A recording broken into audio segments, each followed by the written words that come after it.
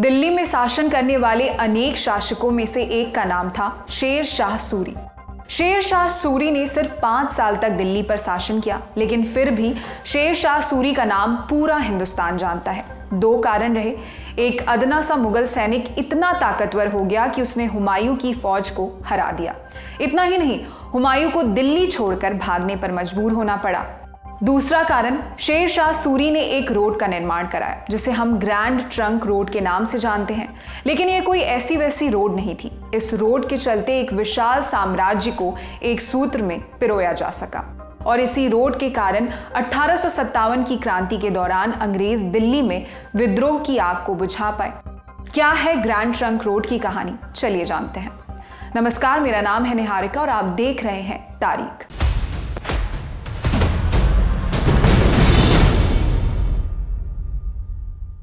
हम आज बात करेंगे एशिया और भारत की सबसे पुरानी सड़क की, जिसे हम ग्रैंड ट्रंक रोड के नाम से जानते हैं। इसका नाम हमेशा से ये नहीं था, समय समय पर इसे अलग अलग नामों से बुलाया गया। मसलन उत्तरा पथ, सड़क-ए-आजम, बादशाही सड़क, जरनैली रोड। नक्शे में देखेंगे तो ग्रैंड ट्रंक रोड अफगानिस्तान में काबुल से लेकर बांग्लादेश में चटगांव तक जाती है और बीच में उत्तर भारत के कई बड़े शहरों से होकर गुजरती है, जिनमें एक राजधानी दिल्ली है। ये पूरी रोड लगभग 2400 किलोमीटर लंबी है। बचपन से हम पढ़ते आए हैं कि ग्रैंड ट्रंक रोड का निर्माण शेर शाह सूरी ने किया था। बात सही है, लेकिन टेक्निकली इसमें कुछ पेच हैं। मसलन शेर शाह सूरी के वक्त में इसका नाम ग्रैंड ट्रंक रोड नहीं था, और ऐसा भी नहीं था कि शेर शाह से पहले कोई रास्ता नहीं था, बल्कि ये रास्ता ईसा से भी पहले से मौजूद था। कौटिल्य के लिखे से पता चलता है कि मौर्य काल में उत्तरा पथ नाम का एक रास्ता हुआ करता था जो उत्तरी भारत को क्रॉस करता था। वहीं एक दूसरा रास्ता था दक्षिणा पथ, जो दक्षिण में वर्तमान महाराष्ट्र तक जाता था। दोनों रास्ते सारनाथ में मिलते थे, जिसके कारण उस समय में सारनाथ एक महत्वपूर्ण नगर के रूप में विकसित हुआ। बौद्ध और पौराणिक ग्रंथों में जिक्र मिलता है कि उत्तरा पथ का इस्तेमाल विशेष रूप से घोड़ों के व्यापार के लिए किया जाता था, और आगे चलकर ये सिल्क रूट का हिस्सा भी बना। उत्तर में खैबर दर्रे को पार कर आने वाले व्यापारी और यात्री इसी मार्ग का इस्तेमाल किया करते थे। मेसोपोटामिया और यूनान से व्यापार भी इसी रास्ते से होता था।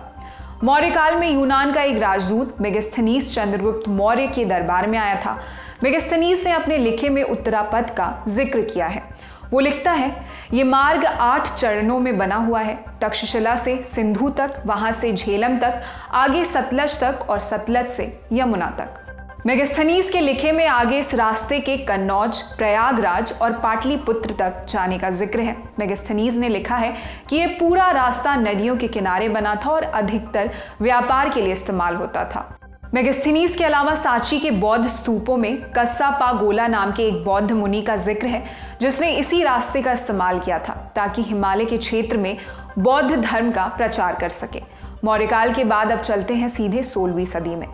शेर शाह सूरी का राज साल 1540 में शुरू हुआ। 1539 और 40 में शेर शाह सूरी और हुमायूं के बीच 2 युद्ध हुए, जिसमें हारकर हुमायूं को भागना पड़ा। इसके बाद शेर शाह सूरी ने हिंदुस्तान पर अपनी पकड़ मजबूत करनी शुरू की। इसी उद्देश्य के चलते उन्होंने सड़कों का निर्माण शुरू किया। इन सड़कों के निर्माण के पीछे मुख्य उद्देश्य ये था कि सेना आराम से ट्रैवल कर सके। लेकिन धीरे धीरे ये पूरा रास्ता, जिसे शेर शाह सूरी के वक्त में सड़क-ए-आजम कहा जाता था, व्यापार का एक सुलभ साधन बन गया। शेर शाह सूरी ने इस रास्ते को पक्का करवाया, लेकिन ऐसा नहीं था कि पूरा रास्ता उन्होंने ही बनवाया हो। बाकायदा लोकल सामंत भी अपने एरिया में सड़क बनाते थे। लेकिन शेर शाह सूरी को विशेष क्रेडिट इसलिए जाता है क्योंकि उनके समय में ये रास्ता लॉजिस्टिक्स और कम्युनिकेशन का ऐसा बेजोड़ सिस्टम बना जिसकी उस वक्त में दूसरी मिसाल नहीं मिलती। शेर शाह सूरी के समय में इस सड़क को पक्का किया गया। यात्रा के लिए जगह जगह पर सराय बनाए गए। दिल्ली में ये जितने सराय आप सुनते हैं, कालू सराय, बेर सराय, सराय काले खां, ये सब ग्रैंड ट्रंक रोड और उससे जुड़ी सड़कों पर ही बनाए गए थे। इन सराय में न सिर्फ रहने का इंतजाम था, बल्कि मुफ्त खाना भी मिलता था। शेख रिजुल्लाह मुश्तकी अपनी किताब वकीयत मुश्तकी में लिखते हैं, शेर शाह ने हर दिन 500 तोले सोने की रकम तय की हुई थी, जिसे बेचकर भूखे लोगों के लिए खाने का इंतजाम किया जाता था। इतना ही नहीं, इस रोड के आसपास हर 8 कदम पर एक पेड़ लगाया गया ताकि खाने के लिए फलों और छाया का इंतजाम हो सके। साथ ही सड़क के किनारे कुएं खुदवाए गए ताकि यात्रियों के लिए पानी का बंदोबस्त हो जाए। तो क्या शेर शाह ने यह सब महज परोपकार के लिए किया था? जवाब है नहीं। शेर शाह सूरी को एक काबिल बादशाह माना जाता था। ग्रैंड ट्रंक रोड के जरिए उन्होंने छोटे छोटे कस्बों तक पहुंच बनाई। इसके 2 फायदे होते थे। एक ये कि शाही फरमान आसानी और तेजी से पहुंचाया जा सकता था और टैक्स कलेक्शन का दायरा बढ़ जाता था। एक तीसरा फायदा और था। रोड के किनारे जो सराय बने हुए थे उनमें रुकने वाले यात्रियों की लिस्ट बादशाह के पास भेजी जाती थी, जिससे वो किसी भी संभावित विद्रोह या जासूसी या बाहरी आक्रमण पर नजर रख सकता था। हर सराय की देखभाल के लिए एक विशेष आदमी नियुक्त किया जाता था और हर रुकने वाले को उनके ओहदे के हिसाब से सरकारी सुविधा मिलती थी। ग्रैंड ट्रंक रोड का एक मुख्य उद्देश्य कम्युनिकेशन सिस्टम को भी पक्का करना था। हर सराय अपने आप में एक डाक पोस्ट हुआ करता था, जिसमें हर समय 2 घुड़सवार हरकारे मौजूद रहते थे।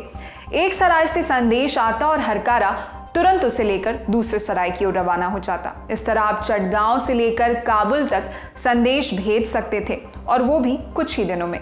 इस दौर में दुनिया में और जगह भी रोड नेटवर्क बनाए गए थे। बाकायदा रोमन साम्राज्य के समय से सड़कों का इस्तेमाल होता आया था, लेकिन ग्रैंड ट्रंक रोड जैसा उन्नत सिस्टम कहीं और नहीं था।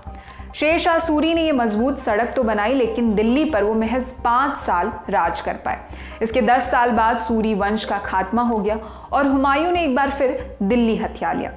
मुगल बादशाहों ने इस सड़क का बखूबी इस्तेमाल किया। उनके समय में इसे बादशाही सड़क के नाम से जाना जाता था। मुगल काल में इस रोड के किनारे कोस मीनारें बनाई गई। ये मीनारें हर 3 किलोमीटर की दूरी पर बनाई जाती थी। हालांकि इनका निर्माण शेर शाह के वक्त में ही शुरू हो गया था, लेकिन मुगल बादशाह अकबर के वक्त इनकी संख्या में काफी इजाफा हुआ। जहांगीर के समय तक ग्रैंड ट्रंक रोड के किनारे 600 कोस मीनारें बनाई जा चुकी थी। इनके अलावा मुगल काल में सराय भी और भव्य बनाए गए। बाकायदा सराय ऐसे बनाए गए जिनमें बादशाह के रहने के लिए कमरा बना होता था और पूरे ठाट बाट का इंतजाम होता था। मुगलों के बाद आया अंग्रेजों का काल। इस दौर तक एक खास बात जो देखने में आई थी वो ये थी कि ग्रैंड ट्रंक रोड के आसपास के इलाके काफी तेजी से फले फूले थे। इनका विकास बाकी इलाकों से ज्यादा तेजी से हुआ था, जिसका एक मुख्य कारण था रोड के आसपास ट्रेड को बढ़ावा मिलना। इसलिए जब अंग्रेज आए तो उन्होंने अपने फायदे के लिए इस रोड को पक्का करवाने का काम शुरू किया। ब्रिटिश रिकॉर्ड्स के अनुसार तब हर 1 मील को पक्का करने पर 1000 पाउंड रकम का खर्च आया था। बाकायदा जिसे हम PWD के नाम से जानते हैं, यानी पब्लिक वर्क्स डिपार्टमेंट, उसकी शुरुआत अंग्रेजों ने इसी सड़क के निर्माण और रख रखाव के लिए की थी।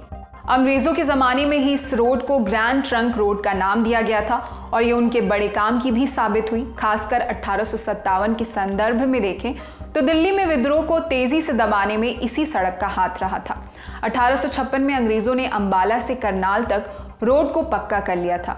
दिल्ली में जब विद्रोह शुरू हुआ, अंबाला छावनी से फौज तुरंत दिल्ली पहुंची और विद्रोह व्यापक होने से पहले ही खत्म कर दिया गया। वर्तमान समय की बात करें तो ग्रैंड ट्रंक रोड दुनिया में एक खास मुकाम रखती है, क्योंकि ये दुनिया की सबसे पुरानी सड़क है जो 4 देशों की राजधानी को आपस में जोड़ती है। भारत में ये NH-19 और NH-44 का हिस्सा है। अंतर्राष्ट्रीय स्तर पर ये एशियन हाईवे 1 का हिस्सा है, जो एशिया का सबसे लंबा हाईवे है और जापान से भारत, ईरान, तुर्की होते हुए पुर्तगाल तक जाता है। इसी के साथ तारीख का ये एपिसोड यहीं खत्म होता है। आपके लिए तमाम जानकारी जुटाई थी हमारे साथी कमल ने। देश और दुनिया की अन्य खबरों के लिए देखते रहिए दी ललन टॉप। शुक्रिया।